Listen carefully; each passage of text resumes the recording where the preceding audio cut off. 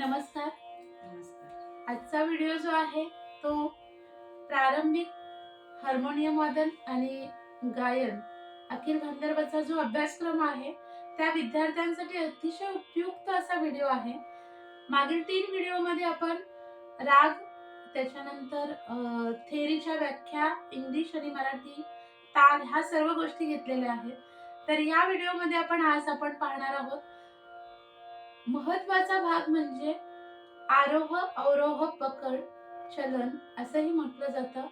त्यानंतर रागांची संपूर्ण माहिती याविषयी या व्हिडिओमध्ये सर्व माहिती म्हणजे प्रारंभिकच्या गायन वादनासाठी असणारी सर्व माहिती या व्हिडिओमध्ये आपण अपलोड करणार आहोत.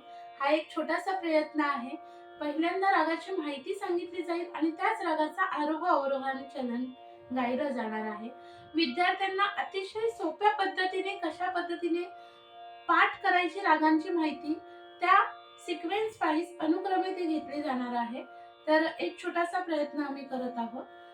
खरंच ही उपयुक्त ठरणारी माहिती आहे आणि माझे विद्यार्थी वर्ग जे आहेत ते तुम्हाला गाऊन दाखवतील आणि तेच तुम्हाला माहिती सांगतील. पुन्हा आपण रिपीट करणार आहोत माहिती, म्हणजे तुम्हाला समजायला सोपं पडेल आणि ही माहिती कशा पद्धतीने लक्षात ठेवायची हे शेवट मी तुम्हाला सगळ्यात सांगणार आहे.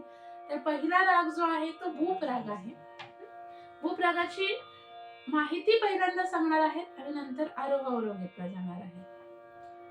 रागाचे नाव आहे भूप, थाट, कल्याण, जाती ओढव ओढव, स्वर विशेष, सर्व शुद्ध स्वर, वादी गंधार, संवादी धैवत. गाण्याचा वेळ रात्रीचा पहिला प्रहर आणि वर्ज्य स्वर आहे मध्यम आणि निषाद. आता तुम्हाला माहिती समजली असेल, गाण्याची वेळ समजली असेल. काल मी राग म्हणजे काय याची माहिती सांगितलेलीच होती, पण आता आरोह अवरोह मी जेव्हा बंदिशी गायलेले आहेत त्यामध्ये आरोह अवरोह गायलेले आहेत, पण हे स्पेशली आरोह अवरोहांचा व्हिडिओ केलेला आहे. तर पहिला राग जो आहे भूप रागाची माहिती सांगितलेली आहे. आरोह अवरोह, पकड आणि चलन. सा रे ग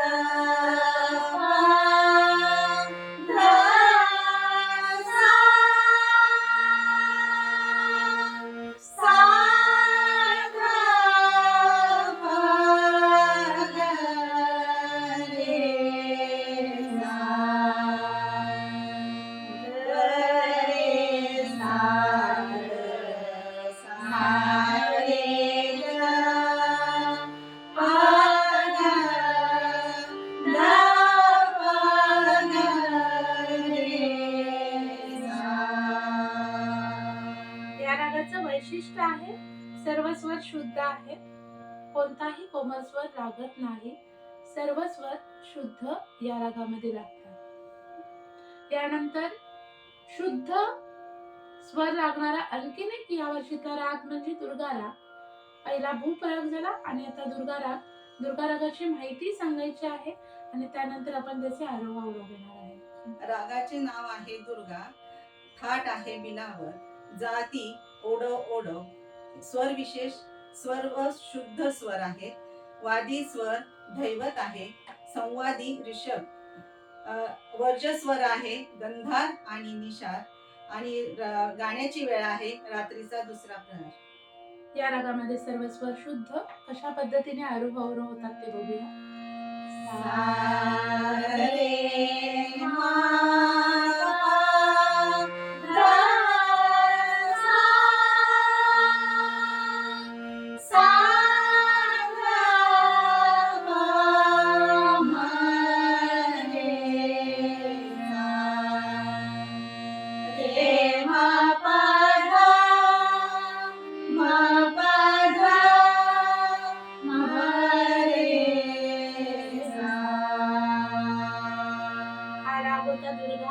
या वर्षीतले दोन्ही शुद्ध स्वर असलेले राग म्हणजे भूप आणि दुर्गा आहे. आता काफी ताटातले राग, 3 काफी ताटातले राग आहेत. राग काफी, राग बागेश्री आणि राग भीम पलासी. तर या काफी ताटातला पहिला काफी थाट असलेलाच काफी राग बघूया. काफी थाटाची माहिती सांगायची आहे. राग काफी, थाट काफी, जाती संपूर्ण, स्वर विशेष आहे गंधार आणि निषाद कोमल. वादी आहे पंचम, संवादी षड्ज. गाण्याची वेळ आहे रात्रीचा दुसरा प्रहर आणि वर्जस्वर आहे, वर्जस्वर कोणताच नाही. या रागामध्ये कोणताही वर्जस्वर नाही, म्हणजे याची जाती संपूर्ण आहे. गंधार आणि निषाद फक्त कोमल आहे. हा याचा आरोह अवरोह आपण बघूया. सा रे ग म पा ध नि सा सा नी ध ग म रे सा सा सा रे रे ग ग म पा.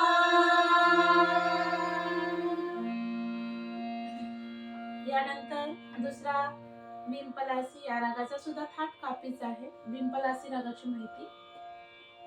राग भीमपलासी, थाट काफी, जाती ओढव संपूर्ण. स्वर विशेष गंधार आणि निषाद कोमल. वादी आहे मध्यम, संवादी षड्ज. गाण्याची वेळ आहे दिवसाचा तिसरा प्रहर आणि या रागात आरोहात ऋषभ आणि धैवत वर्ज्य आहे. या रागाचा आरोह अवरोह बघूया आपण.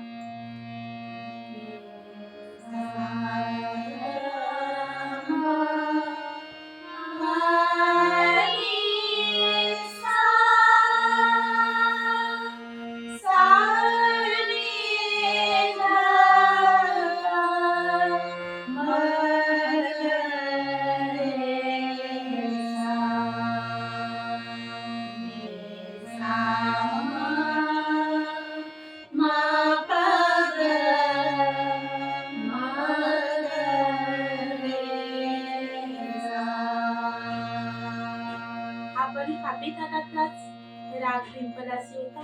यानंतर राग वागेश्री. हा पण कापी थाटातलाच आहे. वागेश्री रागाची माहिती. राग भाग्यश्री, ताट काफी, जाति ऑर्डर संपूर्ण, स्वर विशेष गंधार और निषाद कोमल है. वादी स्वर मध्यम, संवादी स्वर षड्ज, वर्ज्य स्वर ऋषभ और दाई पंचम. आरोह में वर्ज्य है, अवरोह संपूर्ण है. गान समय रात्रीचा दुसरा प्रहार. सा ग म ग नी सा सा नी ध म प ध म रे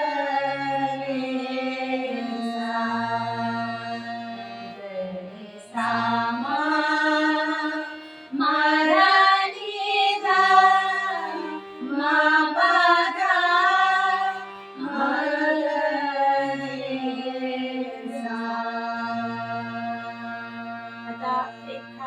आहे तो म्हणजे राग खमाज आणि त्याचा थाट सुद्धा खमाज. आणि देस राग आहे, त्याचा सुद्धा थाट खमाज आहे. तर खमाज रागाची पहिल्यांदा माहिती आणि मग खमाज रागाचा आरोह अवरोह. राग खमाज, ताट खमाज, स्वर विशेष आरोह में शुद्ध निषाद आता है, अवरोह कोमल निषाद. स्वर जाति शैडो संपूर्ण, वादी स्वर गंधार, संवादी स्वर निषाद, वर्ज्य स्वर ऋषभ और पंचम. आरोहामध्ये ऋषभ आणि पंचम वर्जन आहे. अवरोह सा ग म प ध नि सा. काय वर्ज आहे? ऋषभ फक्त वर्ज आहे, बाकी सगळे स्वर घेतले जातात. तर कसं घेतलं आहे यामध्ये आरोह अवरोह बघूया. सा ग म प ध नि सा सा नी ध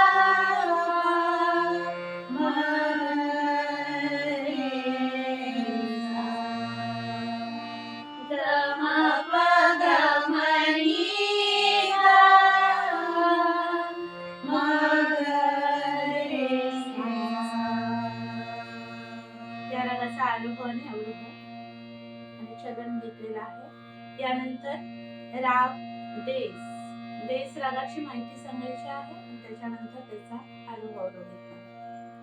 राग देश ताट खमाज जाति ऑर्डर संपूर्ण स्वर विशेष आरोह में शुद्ध निषाद अवरोह में कोमल निषाद वादी स्वर पंचम संवादी स्वर ऋषभ वर्ज्य स्वर गंधार वर्ज्य स्वर आरोहामध्ये गंधार आणि दैवत वर्ज्य आहे. असं सांगू गाण्याच्या, कारण पूर्ण रागामध्ये गंधार आणि दैवत वर्ज्य नाहीये. आपण आरोह अवरोह मध्ये कसा घेतला जातो? सा रे मा पा नी सा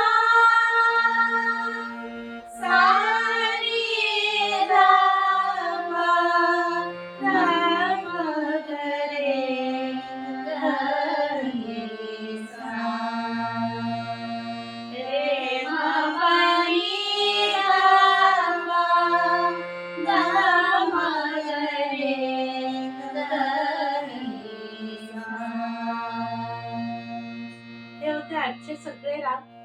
काही गोष्टी सांगताना चुकल्या असतील, पण याचा पूर्ण तात्पर्य काय लक्षात घ्यायचं आहे की कोणते थाट लक्षात ठेवण्यासाठी, वादी संवादी स्वर लक्षात ठेवण्यासाठी काय केलं पाहिजे. पहिला शुद्ध स्वरांचे राग, राग भूप, राग दुर्गा. त्यानंतर काफी थाटातले राग, काफी, भाग्यश्री, विंपलासी. त्यानंतर खमाज थाटातले राग, खमाज आणि देस. हे लक्षात ठेवण्यासारखे राग आहे. आणि याचे आरोह अवरोह, कोणता स्वर आरोहात वर्ज्य आहे, कोणता स्वर अवरोहात वर्ज्य आहे, यावरून जाती ठरली जाते. म्हणजे किती स्वर संख्येवरून जाती ठरली जाते ते आपण मागील व्हिडिओमध्ये बघितलेलं आहे. तर खरंच खूप फायदेशीर होणारा हा तुमच्यासाठी व्हिडिओ आहे, कारण या गोष्टी महत्वाच्या आहेत. थाट कोणता आहे, वर्ज्य स्वर कोणता आहे, गान समय कोणता आहे किंवा गाण्याची वेळ कोणती आहे, हे लक्षात राहण्यासाठी एक चार्ट बनवा. तो चार्ट सुद्धा मी याच्यामध्ये अपलोड करेन पहिल्यांदा, आणि तो चार्ट तुम्ही बनवून नंतर विद्यार्थ्यांना जर तो चार्ट दिला किंवा वारंवार जो चार्ट आहे तो तुम्ही वाचायला सांगितला तरी सुद्धा होऊ शकतं, किंवा हा व्हिडिओ जरी दाखवला तरी सुद्धा होऊ शकतं. यानंतरचा व्हिडिओ जो आहे तो कशा पद्धतीने ताल लक्षात ठेवायचे हा व्हिडिओ बनवण्यात येणार आहे.